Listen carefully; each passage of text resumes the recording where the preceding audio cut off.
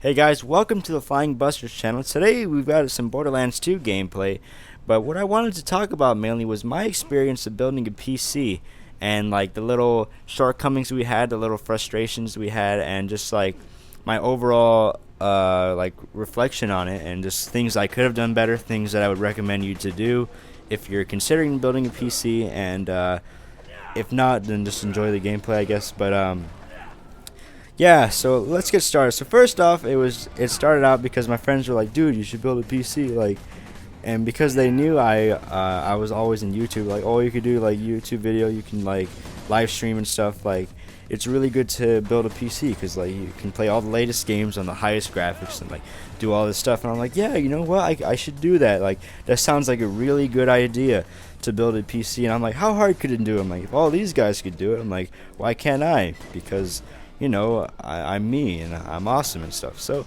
I thought, like, okay, so me going in, like, I looked up just like random stuff on Thomas Hardware. I was like, okay, so like, what do I need to build a PC? And like, just looking stuff up, just not knowing like the amount of work that would actually be required to do all this stuff, and like not knowing like the problems I would have like software wise and like hardware wise, and like trying to hook up the correct power supply, and trying to like avoid static, trying to avoid like being too forceful on the components. Like, I knew none of that stuff until I finally like dove in and like tried to do it. And also like the little frustrations of having like these tiny screws, these like tiny little screws that like fall out of your hands and like go into like the little crevices of the like back of the PC case, so you can't do anything unless you like tilt the entire case over and like try to like grab that piece of washer, or like that little screw that fell behind, and it's so frustrating when that happens.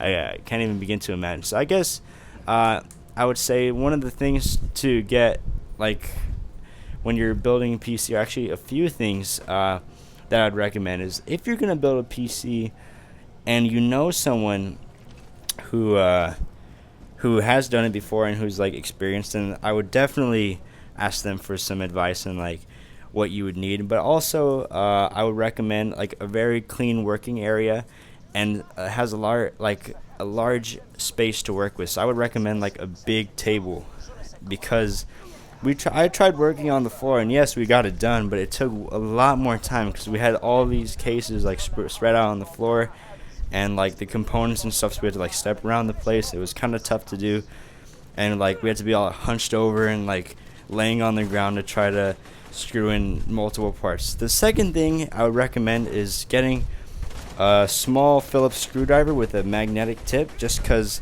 these little screws, holy frick, like I can't even describe how many times like one would fall out and like the magnetic tip would catch it, and I would be like, yes, like that didn't fall into the power supply fan. Like, holy crap, that could have been so bad. So I mean, like stuff like that, like I would highly recommend to get one if you can. So like you can like pick those up at a tech store, in case you're wondering. But there's that. Also, like, if it's your first time like building a PC, I would definitely like take into account the amount of time that it'll take to build it. So I mean, it's not just building the hardware parts, also getting like all the software to work with it too. So I mean, it took, I would say, almost, well, maybe like, so it took maybe like 10 hours to build the system itself, and then maybe like another 5-6 hours to get all the software working like the way I wanted it to, or else it just wouldn't work. And it was really frustrating because sometimes I had no idea what was going on, and like trying to figure it out, like looking on the forums, like asking friends, like Googling like different things, like nothing would give you the right answer, and it was just pretty tough. So basically, so after I got all my components, so we like put it in the stuff, and like I would say definitely assemble, like try to do like an outside of the case like start. So I mean, build your motherboard, install your processor, RAM, like all that stuff, heatsink, like your power supply, like try to do it and see like if you have any dead components. So do that outside of the case.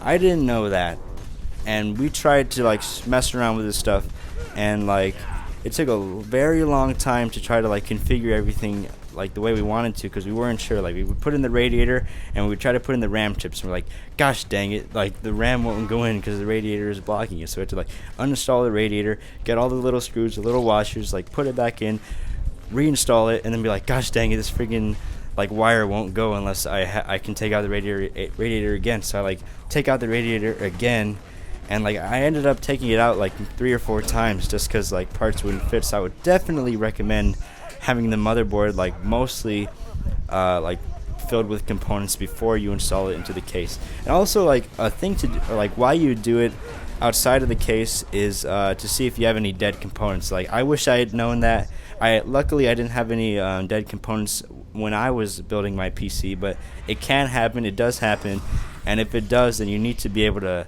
send it back to them. And if you've already like have it in the case and everything's like screwed in and assembled, it makes it so much harder to do that. So I would say definitely if you're considering building a PC in that and you're not sure where to start with the motherboard, put all the components, then see if you can power it up and boot. Do that. Please do it for me. If you don't do it for anyone, do it for me, because it'll mean a lot to me, because you'll be able to build your PC without being frustrated. So there's that. Another thing is just because when you're building a PC, there's so many different manufacturers. Like I have a graphics card my motherboard from MSI, I have an Intel processor, heat sinks from Corsair, like power supply from I don't even remember, like disk drive from ASU, hard drive from like Seagate, SSD from Samsung. So like there's all these different these manufacturers, and so like when you're looking at the diagrams and stuff, not like they won't all like look like each other, and you're gonna have to do a little bit of like exploring and trying to see where these parts would fit. And like it took some time for me to like look at my motherboard manual, see how things would go in, and try to like look at that picture from the motherboard manual, and like look at the one from the from some other components, see like how they would coincide, and try to figure out like where they would go. So I mean that's definitely a thing. Another thing is trying to see how they would go. I would say probably, so that there was all that, like trying to get all that to work, and like honestly like working inside the case, it was really cramped to try to get the SATA cables connected, like all these like little power cords like connected onto like 3-prong, 4-prong bases. It was pretty tough, I'm not gonna lie. It took a lot of time. It took some like bending to try to get it in, but once we did, like everything was able to work out. And so like it was built. So I was like, okay, so it's built, the power supply's in, let's start it. So I press the power button, and it turns on for like half a second, turns off. I'm like, what the heck? And then, like this is me like scared that my like one of my things got shocked or like something broke. I'm like, oh shoot, I'm gonna have to send this back in. What am I gonna do?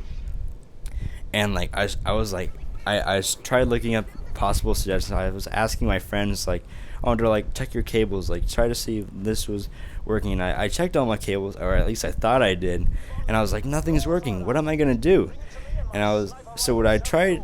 Eventually, what happened was I looked at the power supply cables to see if like all of them were properly plugged in, and I noticed that the first module's power supply was like completely plugged in, but there was a second that had to go in, and I didn't see that secondary power supply until not the secondary power module until after I looked at the motherboard manual and saw it on the power supply. So then after we did that, I was like, okay, we got this. The PC turned on. I'm like, yes, it turned on, but it's not outputting any video. So I was like, gosh dang it, why is it not outputting any video? So we tried like all these different ports. So we tried it going from the GPU, that didn't work. We tried it from the motherboard, didn't work. Finally, I hit the reset button like multiple times, and it finally worked. I was like, okay, there we go, it works now. And we got into the BIOS.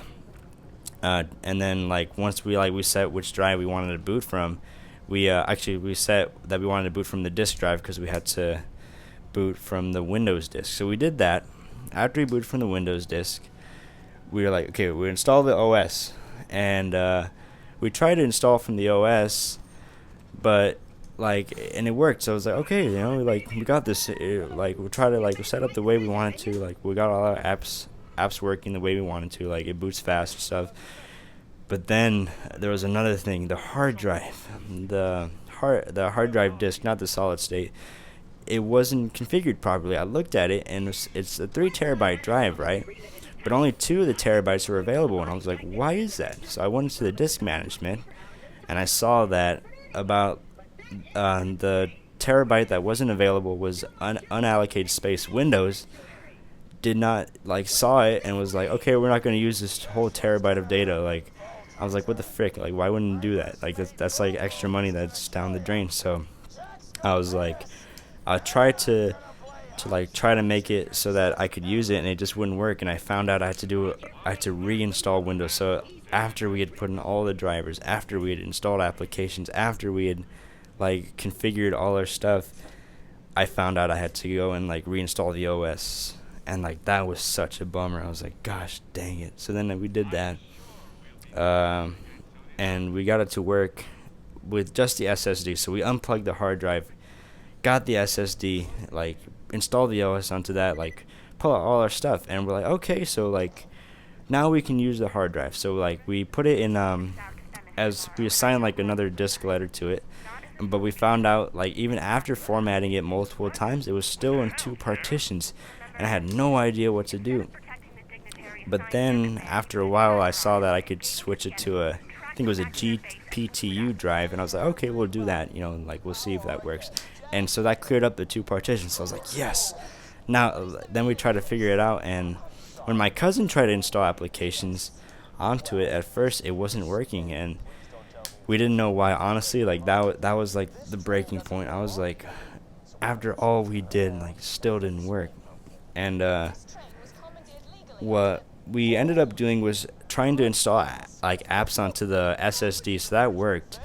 And I assigned a new drive letter to the hard drive, and then copying those applications from the solid state to the hard drive. Then we went and changed all the directories, so they were still set to go to the old SSD, but because the files weren't there anymore, the applications weren't working properly. So then, because I was able to switch them back afterwards, they started working. And that moment when all the parts started working, when there was no more error messages, no more missing space, no more power issues, no more things going wrong with my data, that was the best thing in the world. And it was really cool being able to build a PC and finally say yes, I built it, it works, and I don't have to worry about any of this being wrong with it. So that was my experience building a PC. And I'd say if you're definitely considering it,